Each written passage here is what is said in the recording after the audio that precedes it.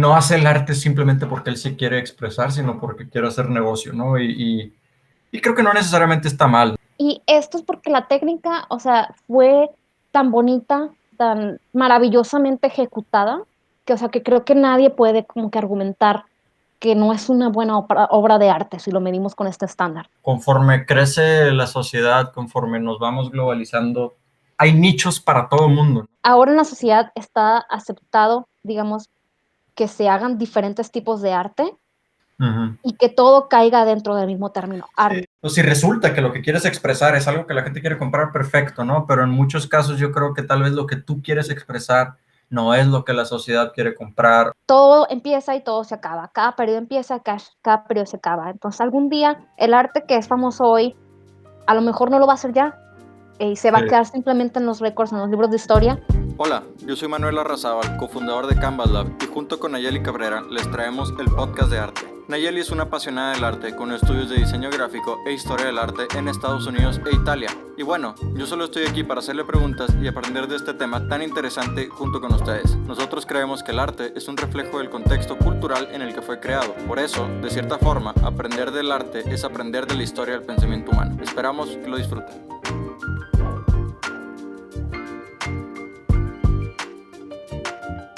Hola, ¿qué tal? Muchas gracias por venir a escuchar otro capítulo del podcast de arte. El día de hoy vamos a hablar de por qué esta obra es famosa. Bueno, pues primero que nada, déjame decirte que estoy muy emocionada por este capítulo, porque algunas de estas obras son una de mis obras favoritas. Entonces, estoy muy emocionada de compartir por qué a mí personalmente me gustan mucho. Y aparte, no nomás es mi opinión, sino que estas obras son mundialmente famosas. Son de las, digamos, top de las obras más famosas, más reconocidas que existen. Entonces vamos a analizar una serie de 9 obras que son muy famosas y vamos a analizar por qué. ¿Sí? Ok, perfecto. Esto es como que, digamos, siguiéndole al primer episodio del podcast que tuvimos, donde Ajá. hablamos sobre las diferentes 4, digamos, herramientas que podemos utilizar para juzgar si una obra de arte es buena o mala. ¿Sí? Ok. Entonces, ¿Y cuáles eran esas 4 herramientas? Creo que vale la eran, pena recordarla para la gente que tal vez no tuvo la oportunidad de escucharlo. la primera era reconocer o más bien analizar una obra de arte de acuerdo al periodo o movimiento artístico en el que surgieron. La Uh-huh. segunda es analizar el contexto histórico en el que Uh-huh. se hicieron. La tercera era cuál era la intención del artista cuando creó esa pieza. Y Uh-huh. la cuarta era qué tan original era la idea detrás de la pieza de arte. ¿Sí? Sí, o sea, básicamente es entender el contexto en el que fue hecha la obra, ¿no? Y analizar qué tan innovadora es la idea. Sí. Ok. Entonces, ahora vamos a dar ejemplos prácticos donde estas características o estas herramientas vienen aplicadas analizando diferentes obras que son muy, muy famosas. ¿Sí? Ok. Específicamente escogí estas obras porque creo que no hay nadie que nos puede decir, no es que esta obra no es una obra de arte, ¿sí? Porque estas son, digamos, dentro del arte que se considera como académico, estas son de las obras más famosas, más reconocidas, de artistas más reconocidos pues, prácticamente en toda la historia del arte. Oye, ¿y qué es el arte académico? ¿A qué te refieres o a qué se refieren los académicos cuando mencionan arte académico? ¿Qué sí es arte académico y qué no es arte académico? Bueno, la Academia de Arte, pues prácticamente es una institución que surgió pues, a través de diferentes periodos del arte, que son prácticamente desde el 1500 hasta el 1800, más o menos. El arte académico es el arte que cumple diferentes reglas, por ejemplo, se enfoca en la técnica, se enfoca en las ideas, los estándares de belleza. La mayoría de estas obras tienen la finalidad de ser bonitas, muchas. Pero vamos a explicar un poquito por qué fue diferente en cada periodo, y esta es el primer tipo de obras que vamos a analizar son el tipo de obras que se pueden, digamos, categorizar de acuerdo al periodo de arte en el que surgieron, ¿sí? Ok. Vamos a analizar la primera. Esta es La Piedad del artista Miguel Ángel. La Ok, es Piedad una obra que ya mucha gente probablemente conoce, ¿no? Es una de las esculturas más populares del mundo, probablemente. sí, es una de las más famosas. Es una obra, una escultura de mármol donde está la Virgen María que tiene a Cristo en sus piernas, a Cristo que está muerto después de su crucifixión. ¿no? Ujú, ujú. Entonces, Se supone que es el momento justo después de que lo bajaron de la cruz, ¿no? sí, sí, Ok. entonces se ve pues la Madre de Dios que está sosteniendo a su hijo muerto.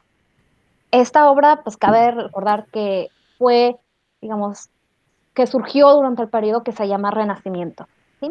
Ok. Este periodo de arte fue cuando las personas de esa época estuvieron muy enfocadas como que en regresar a la anatomía, a la humanidad, todos estos conceptos de perfección anatómica. Entonces, una de las cosas que podemos ver en esta obra es exactamente esto, ¿sí? Vemos que, por ejemplo, en el cuerpo de Cristo, todo está anatómicamente correcto, y parece que Ujú. podría ser un humano de verdad. ¿Sí? Sí, se notan los huesos y los músculos y las venas, etcétera, ¿no? Y esto es porque la técnica, o sea, fue tan bonita, tan maravillosamente ejecutada, que, o sea, que creo que nadie puede como que argumentar que no es una buena obra de arte si lo medimos con este estándar, ¿sí? Claro, claro, me imagino que no sé cuánto se tardarán en hacer una obra así, meses o hasta años, ¿no? Y obviamente antes de lograr hacer algo así, tiene que haber hecho muchas otras esculturas antes. ¿Tú Sí, sabes sí, más o menos claro. cuánto se tardaban? Para esta obra sí fueron un par de años, no tengo el número exacto, pero creo que sí fue unos 3 4 años que se tardaron para hacer esta escultura exactamente. Me imagino que también es porque por algunos momentos se detenían, ¿no? No, no creo que sean 3, 4 años de estarle dando así duro y darle al Sí, no, mármol. creo que dependía de cada artista. Algunos también trabajaban con obras contemporáneamente, ¿sí? Sí. Pero bueno, esta obra de arte juzgada, digamos, con los estándares digamos, de belleza de ese tiempo es muy buena, porque en ese Ujú. tiempo, como te mencionaba, se me enfocaban mucho en la perfección de la técnica, así como los artistas todos están compitiendo a ver quién tenía la mejor técnica, ya sea como escultores o como pintores, ¿sí? Tenemos también lo que es la composición. La composición significa, o sea, la manera en que estén acomodados las figuras o los objetos dentro de esta obra, ¿sí? Normalmente durante el Renacimiento se enfocaba mucho sobre la simetría, sobre la paz, sobre todo cuando se trataban de obras religiosas. Se puede ver que las estructuras, digamos, son muy estables. Esto quiere decir que no parece en ningún momento que se va a caer, no parece en ningún momento que está como que en un estado de transición, simplemente está como que muy estático, muy simétrico. Se ve como que la Virgen con Cristo en sus piernas de una manera muy humana, muy imponente, muy bien puesta. Lo humano al tener a tu hijo muerto en tus brazos sería tener una cara de sufrimiento, ¿no? Estar llorando. Y aquí la Virgen se ve como que bastante serena, bastante idealizada, ¿no? ¿Qué digo? Sí, Yo entiendo, eso es parte de, así se pintaba en el Renacimiento, ¿no? sí, y No qué se bueno que lo trataba de mencionas, meter mucha emoción. y qué bueno que lo mencionas porque es exactamente el punto al que iba a llegar. Se Ay, ve, aunque se adelante. ve muy humano, y te me Ujú. adelantas, aunque se ve muy humano, esta mujer no representa a alguien en particular porque pues era la Virgen María. ¿Cómo le vas a dar atribuciones a la Virgen María en ese tiempo? ¿Cómo la vas a pintar como si fuera tu vecina? ¿O cómo la vas a Ya. pintar como si fuera alguien que tú conocieras? ¿Será que en Eran ese momento como que se pensaba que si tú le ponías emociones propias del humano a las deidades, a la Virgen, a los ángeles, como que de cierta forma es una falta de respeto, de cierta forma es como que decir, ah, mira, ella es otro humano más, ¿no? Que también eh, sufre o no va por ahí. Pues yo creo que la cultura de ese momento simplemente no lo veía, no era una práctica común, ¿sí? No lo veía como algo, digamos, que se vendieran. Hicimos el ejemplo del primer capítulo. Si yo estoy yendo al súper para comprar tomates y alguien me quiere vender un aguacate, pues no se lo voy a comprar porque qué bonito tu aguacate, pero yo quiero tomates. Entonces, Ujú, en ese tiempo se hacía así, o sea, eran las normas, eran la manera en que se hacía, ¿sí? ujú. Ok. También, otra cosa muy importante es que durante este periodo, digamos, de arte académico, los diferentes temas que los artistas escogieran para hacer sus obras se medían de acuerdo al prestigio que podían ganar, ¿sí? Ujú, Creo que ujú, esto ya lo hemos mencionado antes. En ujú. la parte de arriba, o sea, el tipo de obras que te iban a dar más prestigio eran lo que se llamaban obras históricas, ¿sí?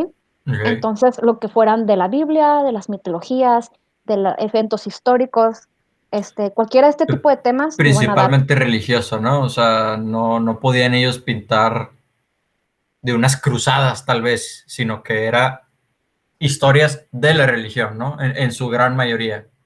Bueno, es que esta estatua fue hecha de Miguel Ángel, esto surgió en Italia, que era un país muy católico. Entonces Ajá, es normal que un país que esté fuertemente influenciado por la religión, también su arte esté fuertemente por la claro. religión también, ¿sí? Ajá. Entonces, Pero no es eh, regla, pues, o sea, no es que a fuerzas tenían que pintar de religión, ¿no? Sino que simplemente por el contexto histórico resulta que casi todas las obras del Renacimiento eran de religión, ¿no? pues es que también la iglesia, por ejemplo, en los países católicos, digamos, era la que ordenaba estas obras a los artistas, ¿sí? Son los que tenían la lana para pagar. Sí, claro. De acuerdo entonces a los estándares de este periodo de arte, podemos decir que esta obra de la Piedad es una muy buena obra de arte y por esto es lo que es famosa, ¿sí? Ujú. Sí, digo, muchas personas podrían decir como que pues es famosa porque es religiosa, pero la realidad de las cosas es que hay una tonelada de obras religiosas que no alcanzaron la fama de esta, ¿no? Entonces, pues lo que tú dices es la gran fama de esta obra es simplemente porque pues es una obra maestra, ¿no? De Miguel Ángel, que es uno de los grandes maestros del arte en general, no solamente de la pintura, sino también pues, de la escultura. Sí, este es uno de los artistas más reconocidos y esta es una de las obras también que él hizo que son de las más reconocidas, ¿sí? Ujú, Pero ujú. ahora vamos a mover, por ejemplo, un poquito más a otro periodo, que fue el periodo siguiente, que fue el periodo del barroco. Ok, Y déjame te doy un poquito de contexto sobre este nuevo periodo. ajá, Eh, en Europa surgió en los 1500 un movimiento que se llamaba protestantismo, ¿sí? ajá, Significa que la Iglesia Católica se dividió y había gente, un grupo que cuestionaba, digamos, las doctrinas de la Iglesia Católica y pues la gente católica, digamos, que se resistía a, digamos, al cambio o a las ideas nuevas que surgían con ¿cómo se llama? Esta protesta, ¿no? ujú. Entonces, como sabemos, el movimiento de los protestantes inició pues varias denominaciones de la iglesia cristiana que ahora existen todavía. Y Fue Martin Luther, ¿no? En Inglaterra, sí, que Martín también de ahí Lutero, viene en, en- la religión luterana, creo que le llaman, o la iglesia luterana, que fue una de sí, las ramas, fue en ¿no? De las Alemania, varias que salieron. Ok, en pero Alemania. después surgió lo que se llama el movimiento de contrarreforma, ¿sí? Este movimiento de contrarreforma o reforma católica era un grupo de personas de la iglesia católica que intentaron, digamos, como que justificar sus doctrinas y como digamos, como revalidar, digamos, su autoridad como iglesia. Ujú, ok. Entonces, mucho del arte en las iglesias, en los países católicos de este tiempo, tiene mucho que ver con estas doctrinas, ¿sí? Tenemos lo que es esta estatua, que personalmente es una de mis favoritas, que se llama Éxtasis de Santa Teresa, Pero, perdón, ¿sí? que vuelva un poquito a lo que estás diciendo. Entonces, de cierta forma, el movimiento contrarreforma era como que una reacción para arreglar los public relationships de la Iglesia Católica, ¿no?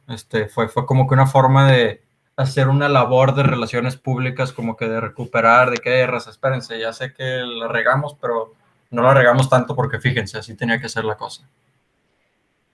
Pues lo que yo diría sobre esto es que fue un movimiento que fue una respuesta, digamos, que estaba contestando a las críticas del movimiento protestante, ¿sí? Ujú, ok. Entonces, tenemos el arte que acompaña pues esta filosofía también. Una de las cuestiones que criticaba el movimiento protestante es que en la Iglesia Católica de ese tiempo existía mucha jerarquía, o sea, existía, o sea, sí, es mucha jerarquía. Entonces, el movimiento de contrarreforma católico presentaba una imagen de la religión como algo que podemos experimentar personalmente también, Ya, ¿sí? más cercano a la población, ¿no? No solo como que algo para las élites, sino más para Sí, la raza, y de más cierta para la forma, raza. ¿no? Entonces tenemos esta escultura, se llama Éxtasis de Santa Teresa. Es una escultura también hecha de mármol, donde tenemos prácticamente una mujer que está cubierta, digamos, con mucho ropaje, que está como que volando, que se mueve mucho esta escultura, y ella prácticamente está en una posición como que semi acostada y está mirando al cielo y tiene como que la mirada un poco perdida. Y después tenemos un angelito que está, digamos, sobre ella y le está apuntando con una flecha. Entonces, esta estatua es muy importante, o fue muy importante en ese tiempo, porque surgió cuando un par de décadas después de que se canonizara lo que es Santa Teresa, es decir, que la iglesia decidiera que esta mujer es una santa, ¿sí? Ujú, ujú. Entonces, Santa Teresa ¿Fue una fue una década después, figura, perdón, dijiste? fueron como 2 o 3 décadas después Ah, ok, ok. de que se canonizara. Santa Ajá. Teresa fue una mujer, una monja, que de acuerdo a un libro que ella escribió sobre su vida, ella tuvo diferentes visiones donde Dios le hablaba y donde ella podía sentir, digamos, la pasión o el fervor de experimentar la religión ella misma, ¿sí?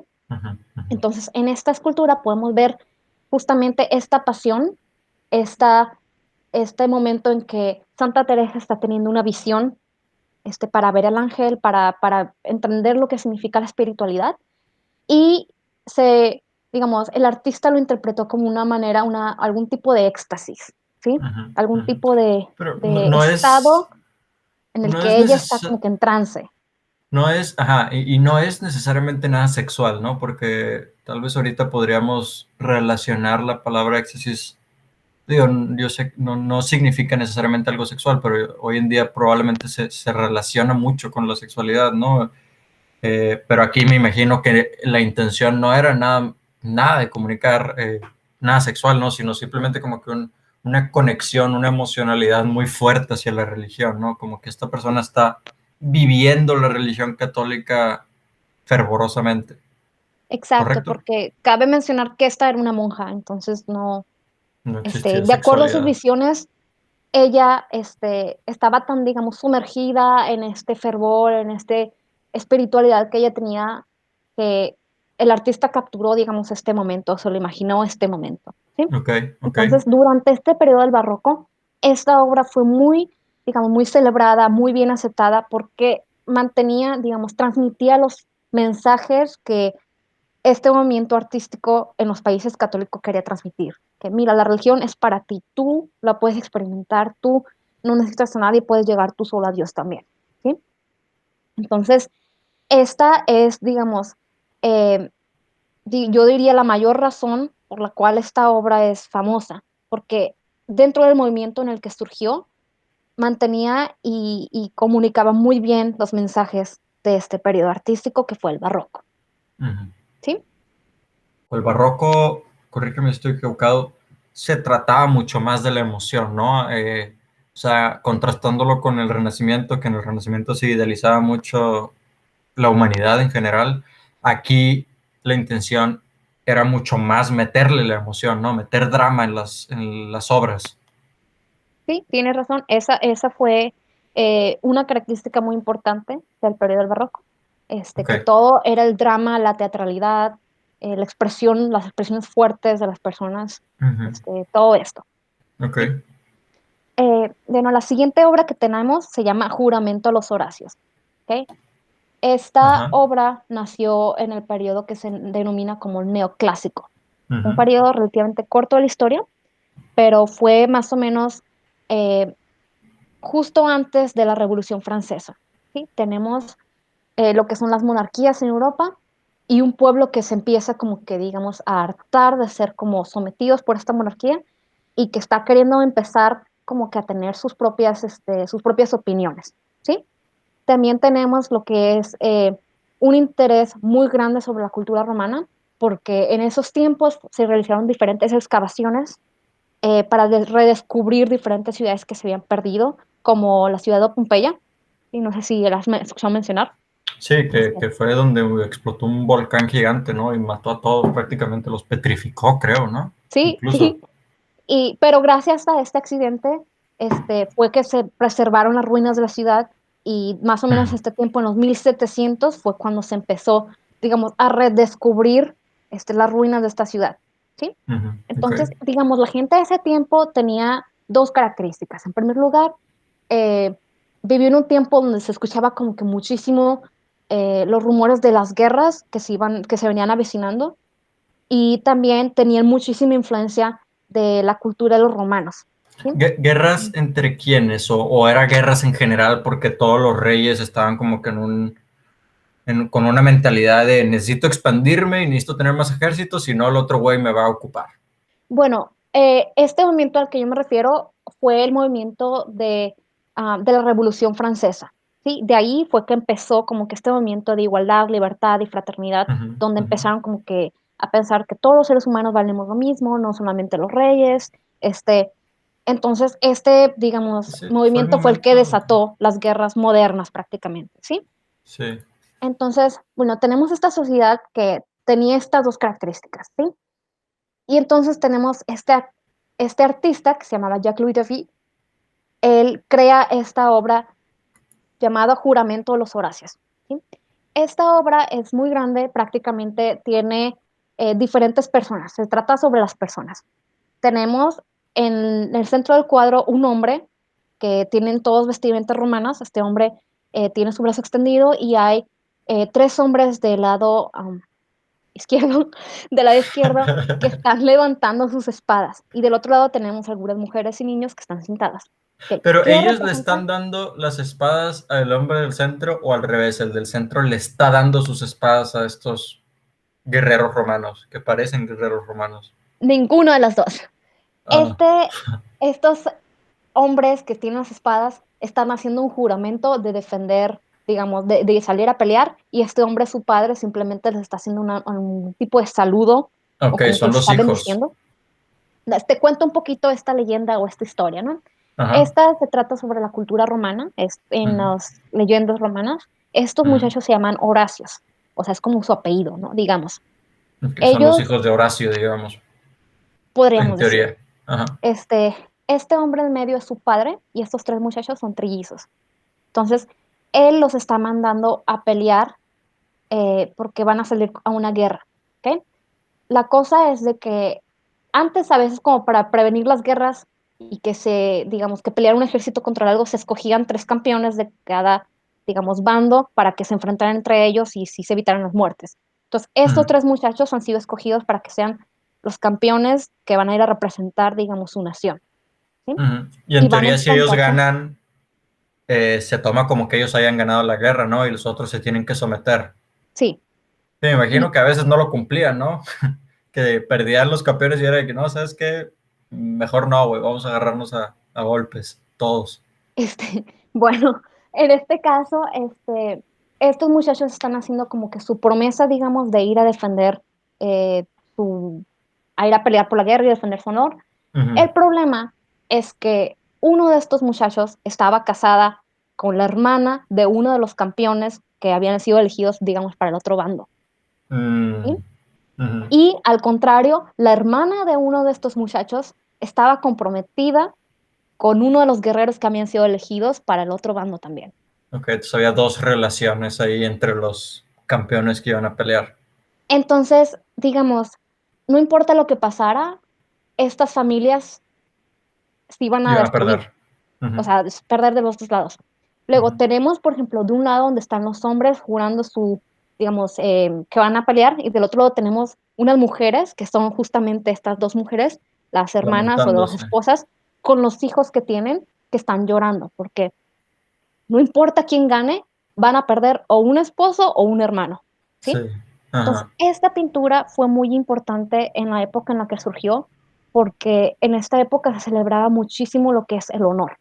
Sí, y me Invitar imagino a que ese es todos el a ir. punto, ¿no? Como que están celebrando estos tres Horacios porque mira qué personas tan honorables que aparte de poner su vida en riesgo, van a perder, o sea, pase lo que pase, van a perder, o sea, van a lastimar su relación, pero a pesar de eso, pues como que sacrifican sus vidas, sus relaciones por el bien de la nación, ¿no? Me imagino que ese es el punto, eso es lo honorable de esto. Sí, exacto. Y este artista, Jacques-Louis David, hace esta obra como una propaganda política para todas las personas que la vieran, para decirles, mira, si ellos pudieron, si ellos estuvieron dispuestos a realizar su deber antes de, digamos, de que su propio beneficio personal, entonces nosotros también tenemos que salir en armas, ir a pelear, cueste lo que nos cueste. Tenemos que ignorar los sentimientos, que esas son cosas de niñas, son cosas que no se deben considerar ahora, y nosotros tenemos como que ser personas racionales que vamos a sobreponernos a los sentimientos, ¿sí? En este periodo, que fue el neoclásico, de eso se trataba.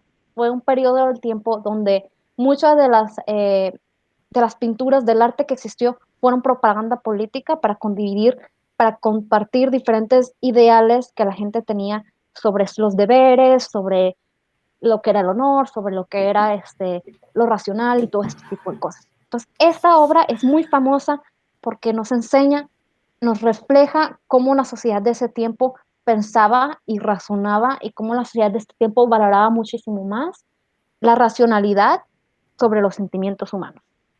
¿Sí? Y eso, digo, o sea, ahorita que estás diciendo eso, me recuerda la actualidad de Estados Unidos, ¿no? Yo me acuerdo que cuando pasó lo de las Torres Gemelas, pues empezaron a poner en la tele más películas de guerra y me dijo mi papá luego, mira, eso lo hacen para despertar el sentido patriótico en la población, ¿no? Como que hey, es momento de, o sea, como que de cierta forma Hollywood estaba al servicio del ejército, o sea, crea esta idea de que no, nosotros los americanos y tenemos que salir a pelear y somos los que defienden la libertad y etcétera, etcétera. O sea, es algo similar a lo que se está haciendo aquí, ¿no? Sí, pues imagínate algo así, pero con pinturas, en ese tiempo antes de que Sí, existiera la televisión, antes de que en existiera vez todos los medios, de, ¿no? en vez de Black Hawk Down, tenemos estas pinturas de Jack Louis David. Ahora, vamos a hablar sobre otra obra que es muchísimo más moderna, ¿sí? Es del año 2000. Obviamente Ok, nosotros sabemos que las cosas son cambiadas en todos los sentidos, han cambiado tantísimo, sino, ahora en el año 2000, ¿sí? ok. Esta obra, más que nada es una colección de obras, es de una artista que se llama Kara Walker. Ella es una artista Cara. afroamericana. ¿Mande? Sí, es que lo pronunciaste medio americana. Estoy diciendo que en español es Cara Walker, para los que la quieran buscar en Google. Ok, Kara Walker es una artista afroamericana que decidió hacer esta, digamos, esta serie de obras, son 27 obras, que se llama Aproximación de la Emancipación, ¿sí? Ujú. En estas obras son figuras cortadas de papel blanco y negro, ¿sí? Digamos, las Sí. siluetas de diferentes objetos o personas o diferentes, digamos, caricaturas que ella cortaba en los papeles y lo pegaba en papeles blancos y negros. Estas Ujú. obras Sí, nos sí, sí, hablan, digo, para la gente, por si todavía les queda duda, o sea, son literalmente recortes de papel y, o sea, son como si fueran viniles que pegas en una pared, no es nada más el contorno de las figuras. sí, y estas obras nos hablan sobre estereotipos que existieron cuando fue las guerras de emancipación de los esclavos en Estados Unidos, que fueron en 1863, cuando se declaró como que la abolición de la esclavitud oficialmente. ¿Ok? Entonces, estas obras exploran estereotipos que son estereotipos de género, estereotipos de racismo, estereotipos de libertad y diferentes conceptos de este tiempo. Pero te voy a decir por qué esta obra es tan famosa, ¿sí? Ujú. Porque si nosotros la comparamos con algo, digamos, con La Piedad de Miguel Ángel, nos parece como que la técnica se le queda cortita. ¿Sí? Se nos parece de que, bueno, a lo mejor Miguel Ángel se tomó varios años en esculpir esta estatua toda majestuosa y de repente esta señora viene y cortó papelitos blancos y negros, los pegó y dice, mira mi obra, ¿no? Ujú, ujú. Entonces, una Oye, pregunta, yo nomás diría, famosa es de cierta forma algo relativo, ¿no? Porque yo personalmente nunca en mi vida había visto esa obra, ¿no? Entonces me imagino cuando dices famosa te refieres a famosa dentro del mundo de la gente que sigue el arte de cerca, ¿no? pues mira, no estoy segura porque tal vez aquí en México no es tan famosa, Ajá, pero estoy segura que en Estados Unidos es muy famosa, ok, ¿sí? ok. Y también, bueno, es otro tema, yo creo que es mucho más difícil ser famoso en el mundo de arte ahorita que era, no sé, hace unos 500 años, ¿sí? Ujú. Pero Y que bueno, hace 20 años, porque esta obra, tú dices, es reciente, pero fue hace 20 años, el 2000 fue fue hace el 2000, 20 años. sí. Bueno, entonces esta obra, bueno, a veces podemos tener la pregunta, ¿no? Si, ¿será que tenemos que darle como que un estatus a este tipo de obras que se ve que los artistas, o sea, no es que estén mal hechas, sino que se tardan un muy poquito tiempo en hacerlas, ¿no? Ujú. Entonces, Lo que yo diría cuando tenemos este tipo de dudas o de preguntas que son muy genuinas es que nos tenemos que enfocar en lo que está buscando el movimiento, digamos, el periodo en el que nos tocó nacer, ¿sí? Ujú. Por ejemplo, imagínate que tú eres, no sé, un panadero, ¿ok? Y tú pones tu changarrito y vendes pan, ¿ok? Entonces, si tú quieres dejarle, como decirle, anunciarle a la gente que estás vendiendo pan, tú haces literalmente, agarras una cartulina, si no tienes presupuesto, y escribes, se vende pan, y lo pones afuera de tu negocio, ¿no? Si tienes más dinero, pues entonces te mandas a hacer una lona. Si tienes más dinero, pues entonces te mandas a hacer un anuncio, digamos, luminoso que diga, se Panorámico. vende pan, ¿no? Ajá, ajá. Este, pero imagínate que critiquemos a alguien que hace ese tipo de anuncios porque no está haciendo una pintura bien bonita de un pan súper realística que esté afuera de su casa para que la gente entienda, ¿no? O sea, nos tenemos que poner a pensar de que la persona quiere comunicar un mensaje, entonces no importa que no esté bonito, no importa Ujú. que no tenga muchas, digamos, fotitos de panes y que tengan muchas cosas, y pues eso te puede ayudar a transmitir el mensaje, Sí, pero si tú nomás pones se vende pan, se transmite el mensaje, sí, ¿sí? y yo creo que también hay que entender que mucho más en el arte postmoderno, que pues, o sea, obras como esta, o sea, no se trata de la ejecución, sino de la idea, ¿no? O sea, tú dices, no, se tardó muy poquito en hacerla, pues se tardó muy poquito en plasmar la idea, pero en llegar y formular la idea, pues es una vida de estar aprendiendo y reflexionando, ¿no? Entonces, hay que ver esa parte, hay que apreciar esa parte, ¿no? Y pues en general vivimos en una sociedad, por ejemplo, que valora muchísimo más lo que estás comunicando que la belleza misma. Digamos, Ujú. por ejemplo, imaginemos que otro día, por ejemplo, tú tienes tu negocio de pan y alguien viene y te roba tu pan. ¿Cómo vas a tú protestar? Si tú quisieras ir a protestar porque el gobierno no hizo nada o lo que sea, tú te haces una pancarta que dices, oye, no me robes mi pan, y ya, y lo vas y te lo pones, me explico, no Ujú. vas y haces una obra de una pintura que te tardes 10 años en hacerla y que tenga un pan bien bonito y que se aparezca un ladrón que te lo está robando para denunciar, digamos, la mala acción que ha hecho alguien contra ti. No, simplemente tú quieres hacer un comunicativo que mande tu idea, que se dé a entender tu idea de la manera más fácil, más rápida, más sencilla que tú puedas, ¿sí? Entonces, este, esta mujer hizo este tipo de obras que fueron muy bien recibidas en su tiempo, en el año 2000, justamente por eso, porque ella quería comunicar un mensaje, quería cuestionar estereotipos de género, estereotipos de raciales, estereotipos de muchos tipos, y gracias a esta obra ella pudo, digamos, cumplir su mensaje, pudo Pero llevar tú, a cabo su pero, intención. pero tú entiendes qué significa, o sea, por ejemplo, veo una bruja, veo una niña y como que con unos palitos, un niño con una pala, o sea, ¿la bruja qué? ¿Qué significa? ¿Es porque dicen que las negras que se dedicaban a la medicina eran brujas? O yo todavía no termino de entender, o sea, Bueno, ok, es una esta, protesta de negros, pero pues podrían ser esta, blancos, son figuras. esta obra en particular, o sea, esta serie de obras se trataba sobre cuestionar, digamos, de una manera muy satírica el movimiento de emancipación de esclavos que fue en 1863. Entonces, tenemos diferentes situaciones. Por ejemplo, hay una de las obras en la que está una figura de papel negro que parece que está como que cargando en sus brazos una figura de color blanco, es como parece una mujer con un vestido grande, ¿sí? Entonces, hay mucho que nos puede invitar a pensar sobre lo que significa, ¿sí? Ella, pues a lo mejor queriendo representar ese tiempo cuando en el esclavismo, más que nada, la gente esclava, eh, digamos, cargaba literalmente a sus amos y les hacía sus tareas y, digamos, hacía el trabajo por ellos, este tipo de cosas, ¿sí? Entonces, este tipo de arte es lo que tiene como que un open-ended, significa que se pueden interpretar desde muchas maneras. Hay incluso mucha gente que se ha ofendido con este tipo de obras también, ¿sí? Y era una idea muy original, ¿no? Porque te pregunto porque pues hoy en día me imagino que tú haces una obra protestando sobre las discriminaciones que se hacen a los negros, y realmente no es nada original. O sea, todo el mundo está protestando sobre el tema, ¿no? Hoy en día ya es algo muy ¿cómo se dice? Ubiquitous en español, o sea, que ya está en todos lados, ¿no? Ya no hay originalidad o sea, podrá ser original la forma en la que lo expresas, pero en sí el tema de protestar por los negros no tiene nada de original, ¿no? Ya se hace muy seguido, entonces no sé por qué esta obra sí y otras no, o sea, no había mucha gente haciendo arte sobre este tema en ese entonces, o qué será.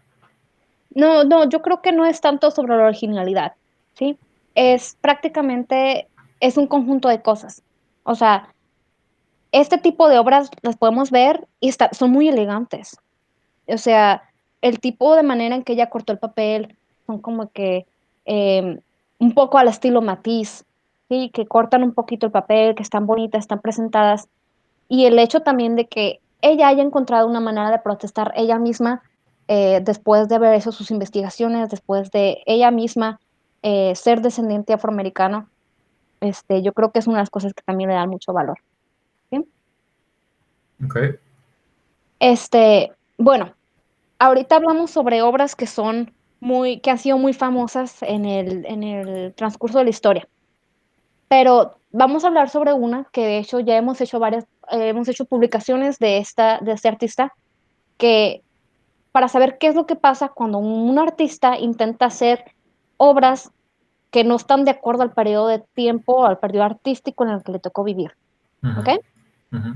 Este, este artista fue un señor que vivió durante el Renacimiento, ¿sí? Fue durante, digamos, contemporáneo, cuando fue Miguel Ángel y Leonardo da Vinci, y todo este tipo de grandes maestros del arte, ¿sí?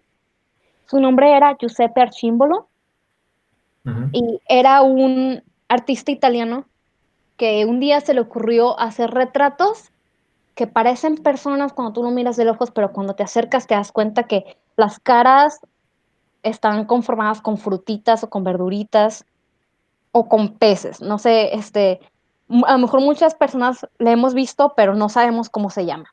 ¿Sí? Esta razón es porque el artista pues nunca llegó a ser famoso durante su tiempo. ¿Sí? Sí. Podemos tener, por ejemplo, un retrato de, de una persona que cuando tú te acercas, en realidad son peras que habían estado como que dando como que los contornos de su cara. ¿Sí? Y en ese momento nadie hacía eso, ¿no? O sea, pues fue muy original, me imagino. Como mencionamos, en este tiempo se valoraba muchísimo, digamos, el arte histórico.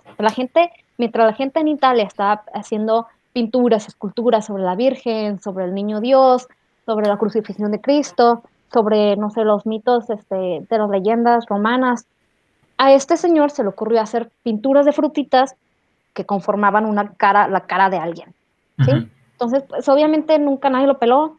Ajá, ok, Este, es lo que iba a preguntar. él, o sea, fue prácticamente, o sea, llamaba la atención, eso sí, llamaba la atención. No se sabe, no se tiene muchísima información sobre lo que pasó. Lo que sí se sabe es de que, o sea, sus pinturas prácticamente nadie las peló, este tipo de Ajá. pinturas.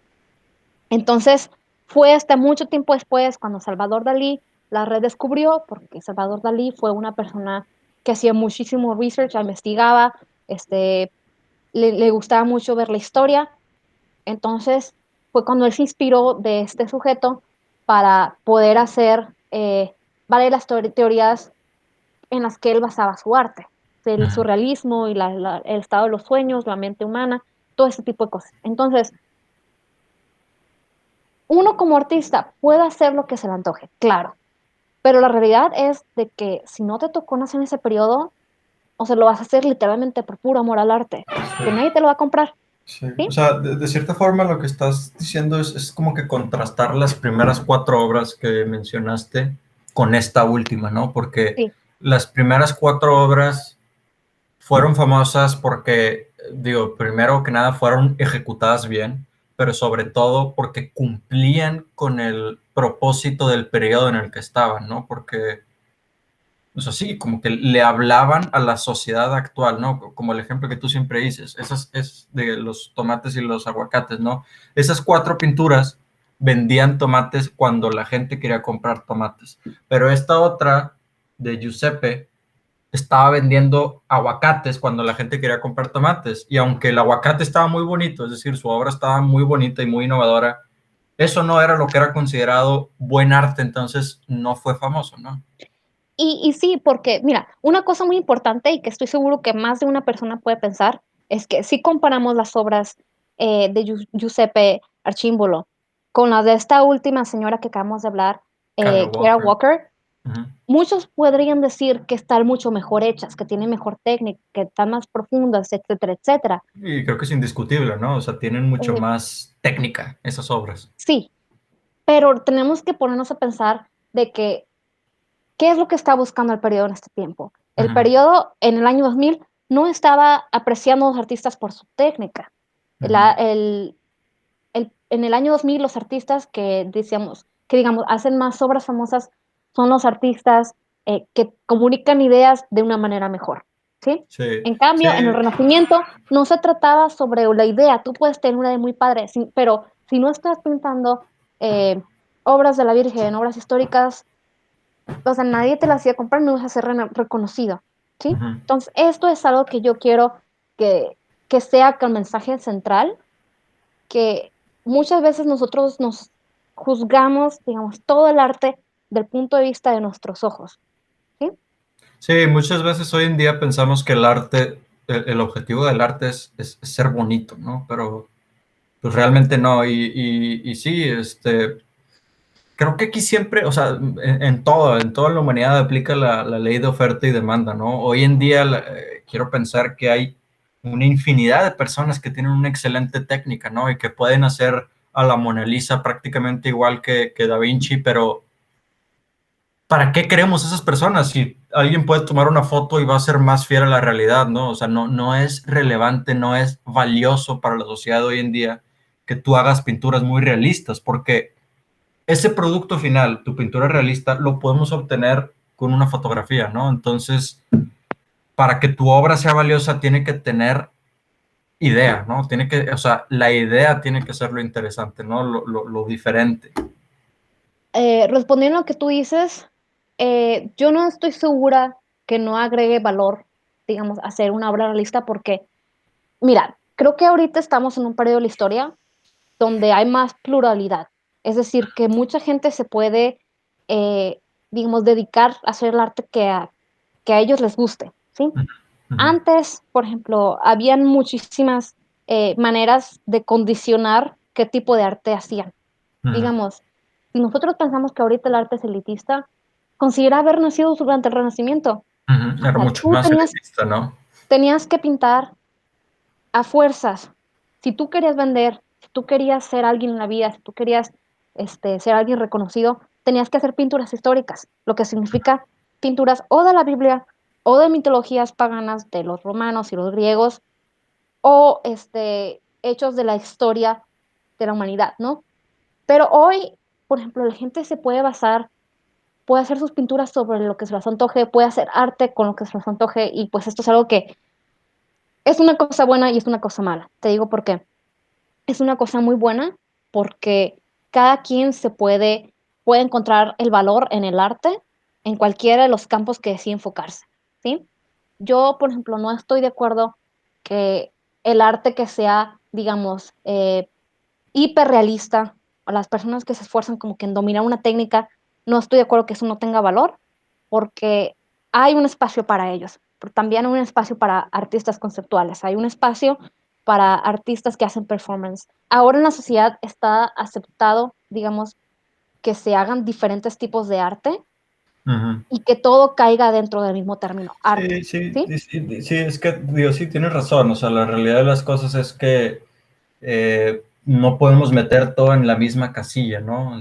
Así como hay reggaetón, también hay música clásica, también hay rock, también hay teatro, hay gente que no le gusta el teatro, hay gente que sí le gusta, hay gente que no le gustan los musicales, hay gente que sí, etcétera. Y pues sí, digo, conforme crece la sociedad, conforme nos vamos globalizando, pues hay nichos para todo el mundo, ¿no? Y tú puedes hacer un tipo de arte que es súper raro porque solo le gusta a 1000 personas, pero si esas 1000 personas tienen suficiente dinero para pagarte y que tú vivas de eso, pues tú vas a seguir haciendo esa arte y para ellos es buena, ¿no? De cierta forma, creo que eso es lo que quieres Sí. decir, ¿no?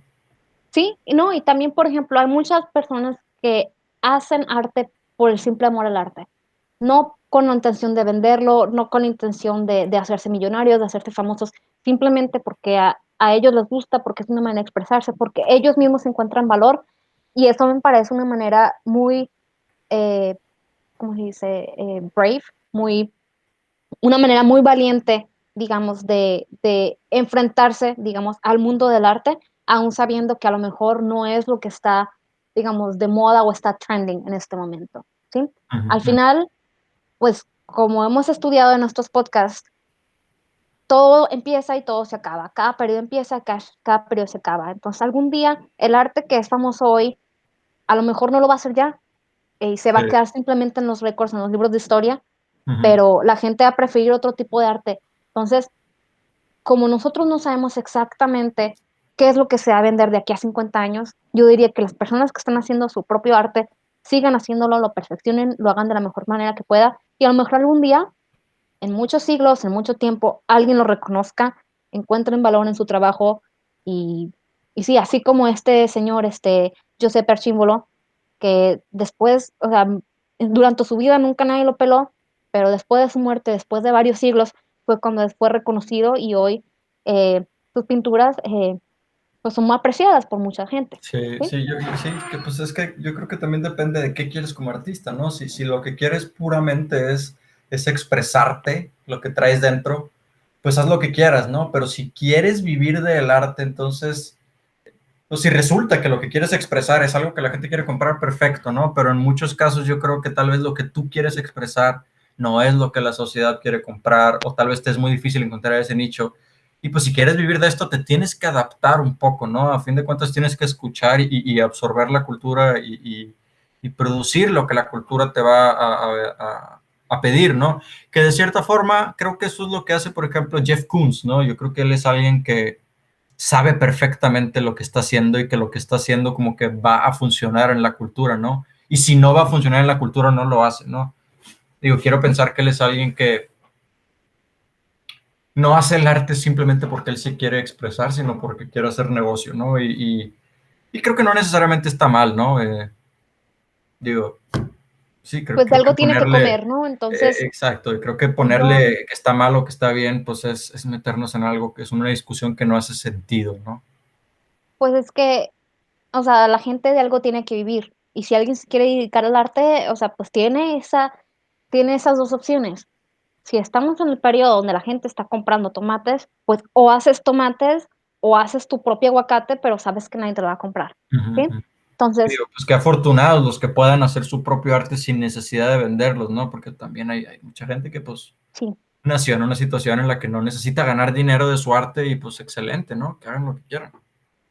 Pero bueno, entonces en general, pues estas, 5 obras que analizamos, y yo me llevo como que de conclusión que entender que, pues algo que ya hemos platicado, ¿no? Que para juzgar una obra tienes que entender o comprender el contexto en el cual fue hecha, ¿no? Y una vez que entendemos el contexto en el que fue creada esa obra, podemos, valga la redundancia, entender por qué se hizo famosa, ¿no?